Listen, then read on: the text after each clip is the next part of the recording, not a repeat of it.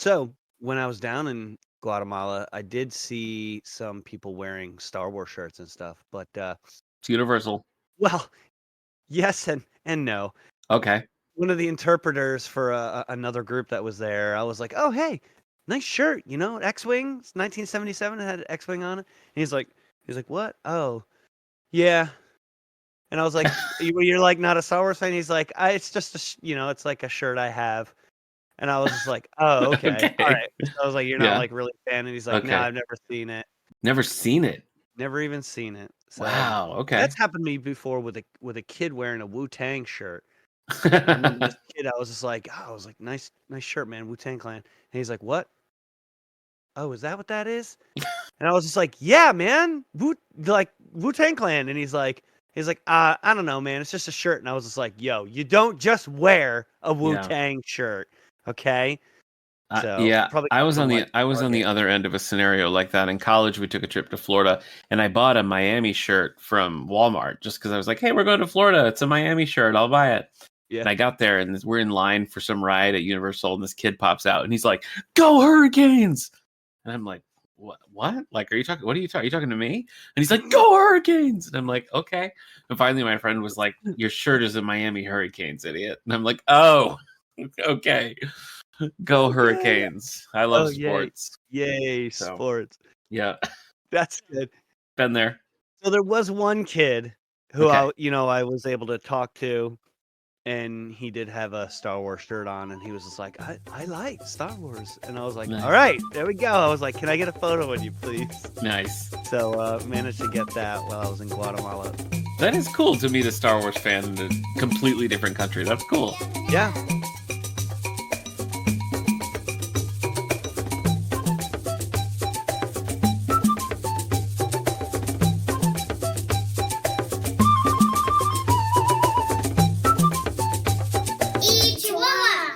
Welcome to This Endorian Life, a Star Wars podcast from the Radio Meanwhile Network. My name is Steve Rudd. I'm Nick Gunning, and we've been following the Ewoks throughout their storied history, but this time our journey through Star Wars vintage is bringing us to Droids, the animated series.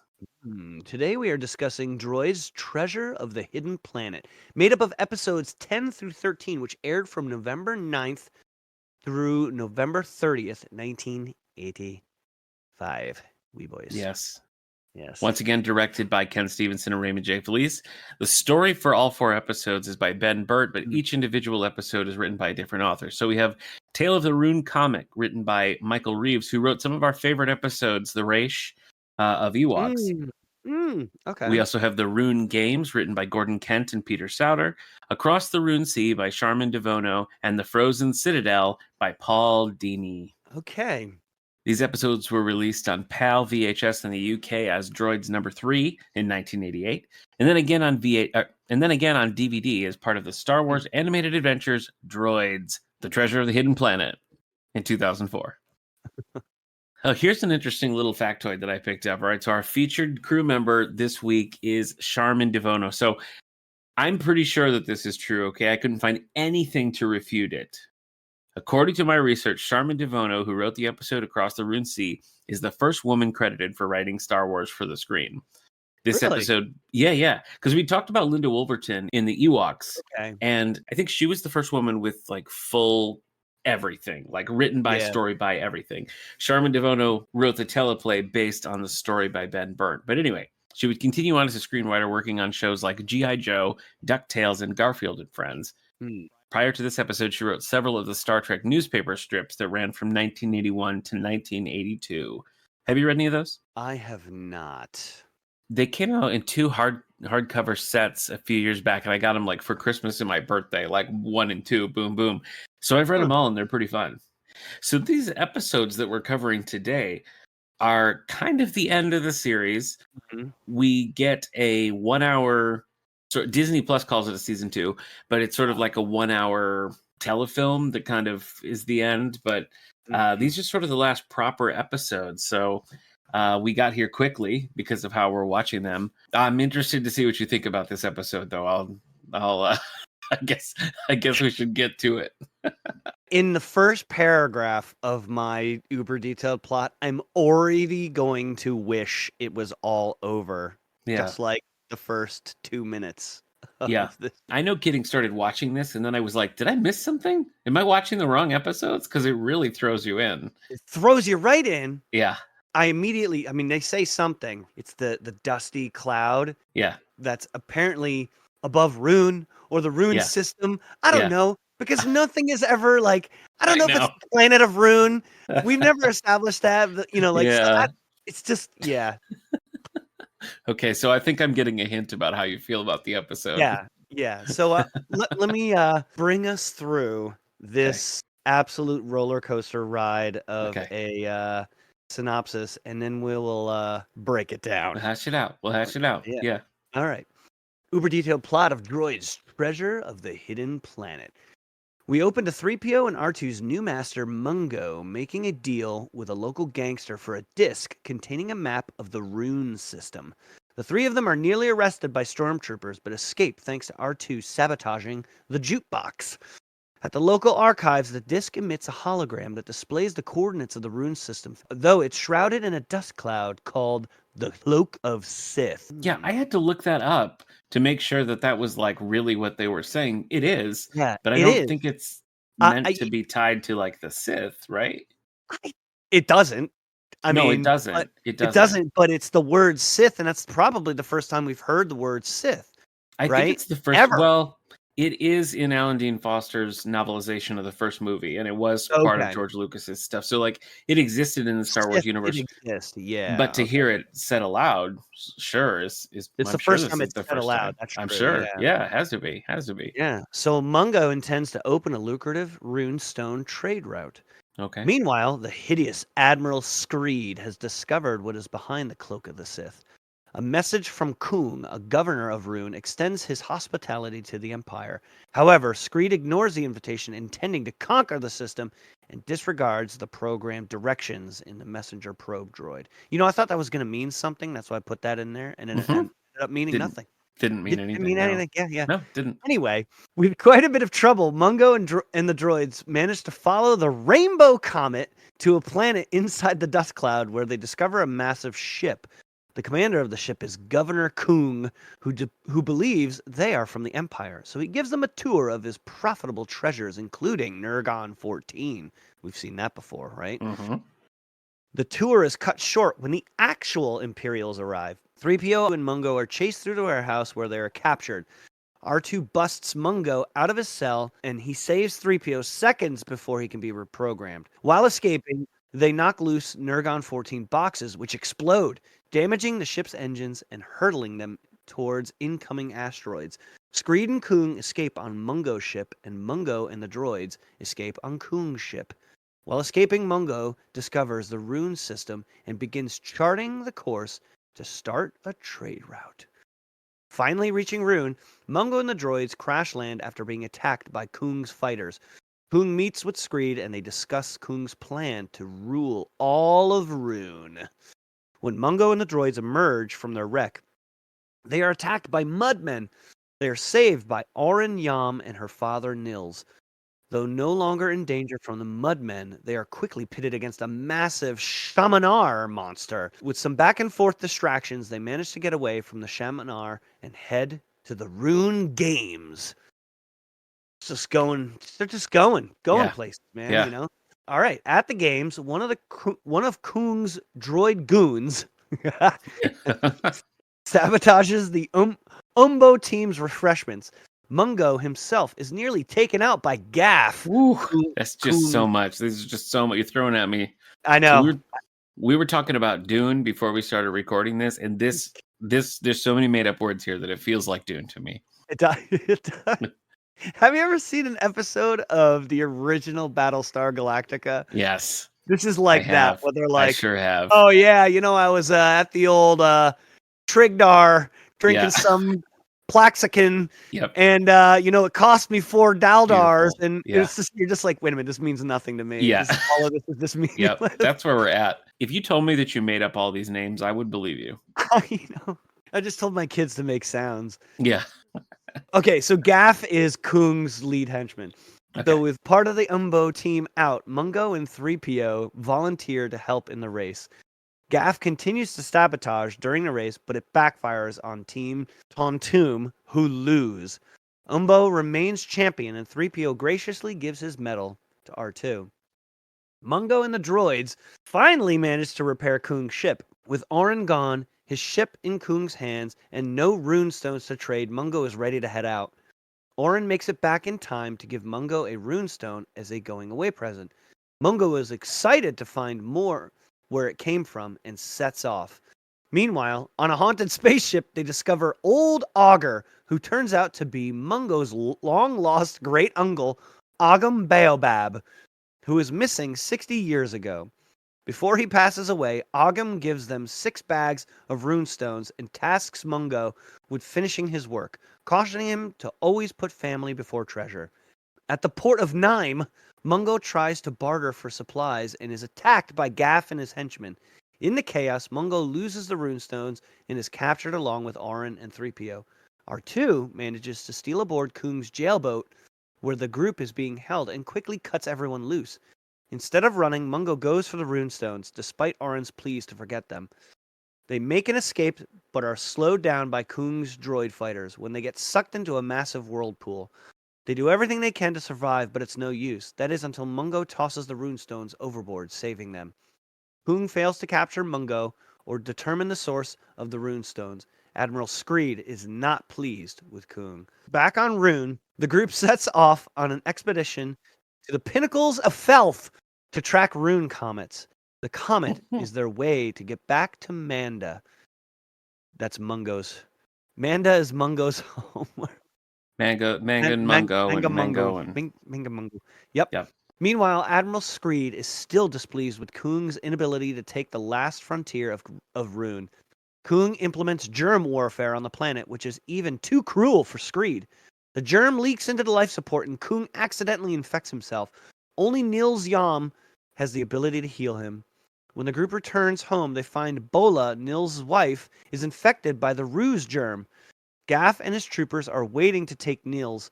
Mungo tries to stop them, but relents after planting a Mimlim. I know, I spelled it wrong, and then autocorrect just did its thing. Tracker on Orin. Memlin, I think, right? Memnon. Reminded me of Silly Putty. They set out on a rescue mission. 3PO still can't figure out the carvings of the pyramid, but Mungo doesn't care as long as Orin and Nils are still in the hands of Kung. Kung, frail and in bed, is given the bad news that Screed and all his Imperial promises are pulling out. The rescue team crashes out of a volcano into the ice side of the planet. Apparently, they're in a volcano, and then I guess, yeah. I was beside a volcano. Yeah, there was no ice because it was hot. The volcano was hot. It was really hot. Right. Yeah. Right. So maybe it was the ice demon from the Ewoks who, because water is his weakness, cursed. as you recall. Yeah. Oh, jeez. In a cave there, 3PO is startled by a mirror, which in turn allows him to read the pyramid properly. The runestones are buried above Tontoom's fire. That's where they are. What do you know? Suddenly the ground shakes. R2 touches the mirror, shrinking him. They continue on, and Mungo discovers his own ship in Kung's fortress. R2 is able to infiltrate the base and make it all the way to Nils and Orin, just in time for Nils to discover the cure to ruse. They begin their escape while R2 begins to grow again. Before they can get him, Mungo strikes a deal. He gets his ship back in safe passage. Kung and Imperials get the cure and the source of the runestones. Once the stones are discovered, Screed turns on Kung. Furious, Kung goes ballistic, destroying the stones and freezing the fortress lava heat source. They all barely escape with their lives except for Kung, who disappears being fully consumed by the ruse. Back home, Bola is healed, and Mungo says his goodbyes as he must return to Manda and see his father. Mungo promises he will be back soon as he leaves 3PO and R2 behind with the Yams. Roll credits. Don't come back. I hated listening to that. I hated listening to this. Reading this reminded me of just how incredibly discombobulated these episodes were. They were so... Dude, every episode I was like, oh my gosh, how much do I have left in this? I'm only in 6 minutes? Yeah. Like every single time I was like, Yeah. oh my gosh, Well, these that were kind of bad. comes with the territory when you're forcing children to like learn 50 new supporting characters every 4 episodes, you know? Yeah, I that's a just really good point. Yeah, it would almost have been better if there was just like new characters every episode, because then you yes. would expect that. Yeah. Like, oh, I wonder who's gonna be with them next week. Yeah, well, I mean, they basically with every, we had like the redneck racers, we had the whatever it was, the pirate and the prince, and Yeah, now we have this, and it's Denmark. like everyone, they're not really even they're not on the same planet, they're not in the same like, with the whole Manjopa stuff, we had to kind of learn, okay, what is this kingdom all about? Like, how does this work? You know what I mean? And like the Yeah. racers, we were like, okay, so there's like the racers, and then there's like gangsters, and it's like this whole world building thing has to happen. And by the time you get a handle on it, you're on to the next thing. Well, it was like it almost served. It almost was like a similar story to the first 4 episodes, It was. With right? the gangsters and With the everything. gangsters and in the Yeah, race, it was. and Yeah. then like I was just like, I was like, wait, we've done this before. This is so Hmm. dumb. Like, what? Who thought that Yeah. this was like a good formula? Like, oh, Yeah. let's copy this formula again. That was a really good one. At least like if you want to have C3PO and R2D2 have like new friends every couple episodes, you got to pick one through line, like have them all be Yeah. against the same villain, for example. Like have that whatever gangster syndicate that we saw in the first one be the villain of the whole series, like give Or us a Duloc that, and yeah, let that would have us, been fun. you know. Or at least pair him with a bad guy, but then they keep foiling the bad guy's plans. That's what I mean. Like a Like we bumbling got bad to guy. have a through line. Yeah, like instead they're always with the good guy, and it's just like, okay, R2 and the good guy get captured, which means 3PO is gonna save them. Okay, 3PO and the good guy are captured, which means R2 is gonna save Yeah. them, and it just Yeah. becomes formulaic. Like reading through this again, I was like, oh yeah, R2 basically saved everyone multiple times. Yeah. You know, it's not that these episodes are just so all over the place, but it's like they try to open up things that don't make any sense, and there's mistakes. There's just glaring, like the what's his name? Nils. One of the biggest ones I saw towards the end was Nils creates that antidote, and then like Mungo has it, and he gives it to Kung, Cocoon? and then Yeah. Kung drops it and does nothing about it. But then how in the world do they save Nils back on Rune? I guess there's And it's more. like this whole story about like getting the rune stones, but like no one even on Rune knows about the rune stones. The planet's called Yeah. Rune. How did they Yeah. not know about the rune stone? Like, how did you just like If anyone should, it seems like yeah. So yeah, man. Mungo was really giving me outrageous Okana vibes. Oh yeah, okay. Little Star Trek tie in there because he really had that whole That thing whole about look, him. yeah, that's true. Yeah. It was fun to see stormtroopers. We It saw was. like Imperials and stormtroopers and stuff. That was a lot of the ships and stuff we were seeing. They also didn't have So like standard voices. They tried to make him like, yeah, yeah, they did. They did. it was just like that's Yeah, all right. The choice of voices too overall was very tough to watch. Like yeah, Kung's voice, I just thought was unbearable. yeah. And they seemed like villains from some like direct to VHS like Schwarzenegger sort of movie. You know what Yeah, I it mean? was They like, just am I watching GI Joes or so something? Like odd. it was Yeah, like exactly. that's what he looked Yeah, like. Now he did. Screed, I thought was pretty compelling. They should have just had him. It should have just been Yeah, him. yeah. It shouldn't have been But they Kung. always do too much. They They did, always do yeah. too much, and also somehow not enough. Also, you Yes. know. Yep.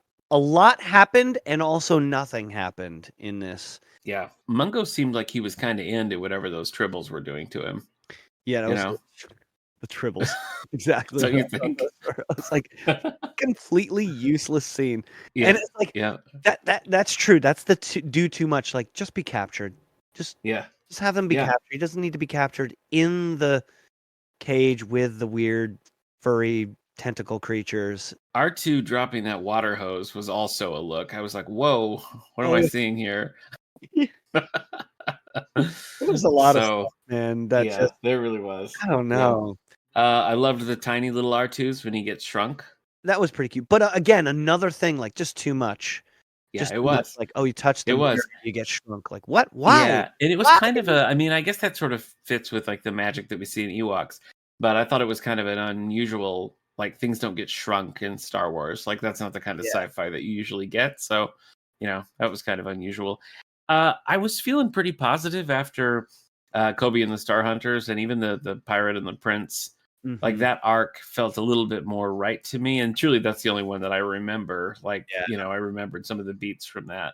This didn't really do it for me. So it's kind of a petering out. Yeah. Watching this, I felt like I was thinking like, did they get the tones of these shows switched? Because like if they Yeah. would have given us a droid show that was all like goofy and hijinks and gave us a more serious Ewok movie or Ewok series, like the movies and like the Ewoks are kind of portrayed in Yeah. the Return of the Jedi, that might have been more interesting. Like to Hmm. just flip flop it, you know? Have Yeah. the droids be the hijinks show and have Ewoks be the more like fantasy esque sort of serialized kind of thing.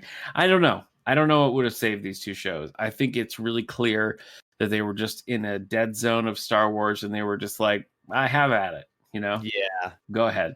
Did you get a sense that the pyramid that 3PO had was gonna be something like a Sith holocron type deal? That's what I thought they were gonna go for, because it seemed like the freaking rainbow comet was so dumb. I did not think that they were going to do that. Like, I thought it looked like one, but I didn't think they were going to do anything like that. Yeah, It would be that's what too I cool. thought. Yeah, I was like, "Oh, wait, this is where they kinda got the concept of the, like, at least a concept of the holocron, maybe not necessarily a Sith holocron, but, like, the pyramid is going to point the direction," but it made sense that, like, oh, the comet gives them the direction, the path that they need Yeah. to go through the Sith, the what was it called again? The Cloak of Sith. So it Cloak just of Sith. for me, Yeah. I was just like, "Oh, a Which is holocron, such a a cool name. And triangle then thing? it's Cloak of Sith?" Yeah, not a cool thing. Yeah. and then it's just ended up being Yeah, it not is really confusing that they would use the word Sith if it wasn't intended to be the Sith. yeah, I mean, that's maybe just reading through his notes that they were like, "Oh, that's a cool name." Maybe it's a cool Gee, name. Yeah, that's it's cool. Yeah, yeah. totally possible. But, I just thought, well, there they are again. I mean, what isn't that the beginning of, Rise of Skywalker, right? Is the, Yeah, holocron leads the way through the shrouded the maw type thing, like in Star Trek Insurrection, like, they gotta yeah. make it through and You but, know, yeah. I've just been thinking about because we're kind of wrapping up here, and I'm just thinking about like who these would have appealed to. And when you go and you look at like you look up any of these episodes on YouTube or something, and you see all the comments, and it's just like, oh, this is my childhood, and oh, this is my Saturday morning. I feel like this is the kind of show where unless you have like a really hardcore nostalgia for it, it's just not gonna play. People don't talk about it. Whereas like They really you don't. know I feel like other things like Scooby Doo or like Hanna-Barbera kind of stuff, you could watch it like with your kids or something and be like, yeah, okay, I get it. This is kind of fun. Yeah. I don't think that there's enough here to bring in like someone new. My kids gave up on this a long time ago. I mean, Yeah. they like DuckTales and Darkwing But they were Duck. pretty into Ewoks, right? When you were watching They Ewoks, they they were, did like Ewoks, yeah, but they were just a bigger fan of, like, showing them, like, Animaniacs and stuff like that. That's, like, the stuff yeah. that's more interesting to them. It's But I funny. think even contemporary adventure shows, like if you watch the classic He-Man or She-Ra, Oh, like they are yeah. campy. They're campy, they're goofy, they're over the top, but it still plays. Like it still Still works. plays, yeah. And this weird tone that they're trying to strike here just isn't doing it. But let's talk good. All right, let's talk about some good things. What is your Ichiwawa moment? Alright. My Chihuahua moment was seeing the X-Wing parked Oh yeah, outside of that diner. a lot of the ship imagery was cool. Yeah. What about you? What one thing did you find that you liked? Well, Your Ichiwawa. there are a couple of R2D2 gifs that I use a lot, like in conversation, and they were in this episode. One is Oh, when R2 is like messing with the jukebox and has like kind of looks like he has a guitar, and the yeah. other is when tiny R2 is like woo, woo, woo, like whizzing around when he's shrunk. So Right. I was excited to see both of those things, but I'm going to give it to the jukebox scene because Yeah. I love that GIF. So, you know. That's a good one. What about something you did not like? Well, the stand-up comic droid. Oh my god. Yeah, He's like, so he's like, bad. do we hear a little bit of his stand-up? And then later he's like, you and me have to go on the road, C-3PO, and had like this extended bit about, I don't need a stand-up comedy droid. Lasted way too long. It Yeah. did last way too long. And it reminded me of the live day, like the holiday special, if anything. And I was not about it. So that was mine. What about you? I did think at the end of that scene, like, why did they save that one? Yeah. That's when you just whoops. Yep. Oh no, he was too close to the edge. I don't know, man. There was just so much about. I think the two voices of Kung and Gaff, I just could not get over.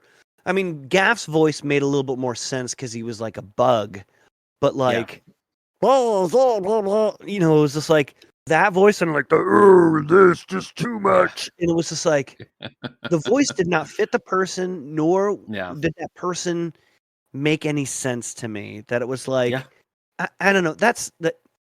It just two totally extra characters. It could have just been Admiral Sneed or Screed and Screed's droid that was actually successfully did something, you know? So, I think there's a whole lot I could point out that was wrong, but I think those two, just throughout the entire series, I was just like, I am so tired of these two guys' voices. Just can't do it anymore. Same. They were just they were so forced. The voices were so forced. It didn't feel natural at all. Yeah, I mean they were. I mean it is 1985, so maybe it makes sense to say that they were just like very 80s-esque. Yeah. But they just seem like very, like I said, direct to video kind of 80s villains, and they just their look and everything. It was very G.I. Joe, and it just didn't work with the other stuff that was going on. So I don't know. It feels pointless to rate these. So what if instead of rating them, we just rate the arcs that we've seen? Okay, so we had the Racers, we have the Pirate and the Prince, and we have this Treasure of the Hidden Planet. How would you rank those? Man, I'd probably put the Racers at like, I think a 3. I'd probably give them a 3. I probably gave them like a 2.5, 3. If I went back, I'd say the Manjalpa. You know, I overall, that one was pretty good. I'd give that one a 4 or 4.5 almost, maybe. This one is like a 1.5 or 2. It was just so bad for me. I just could not. This is probably the lowest rated. I've said 1.5. I think this is the lowest rated thing I've watched. And I got to be honest, every episode I was struggling and looking at the time to see how much was left, because this was truly to me just like, what is the story? Are they ever gonna find the jewels or the rune stones? Like, you put them in the same order that I would. Prince and the Pirate is the best, then the Racers, and then this would be at the very bottom. Yeah, and Kobe and the Star Hunters, just as a fun little standalone, might be the one that I'd be most likely to give somebody to watch, right? Yeah, I think that one's solid. I forgot Kobe and the Star Hunters. That one was the one that was like the 4.5. That one was so entertaining. Yeah, it was just like its own little thing. It's just a fun little thing.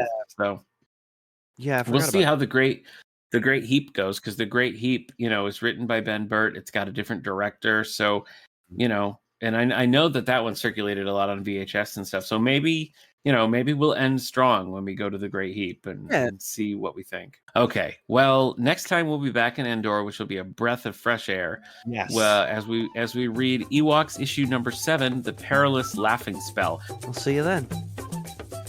This Endorian Life was brought to you by the Radio Meanwhile Network. Other shows on the network include 90s Music Got Me Like, previously on X-Men, and 9021 Here We Go. Share your thoughts on this and upcoming episodes by following us on Facebook or X at Endorian Life. And please rate, subscribe, and share the show wherever you get your podcasts.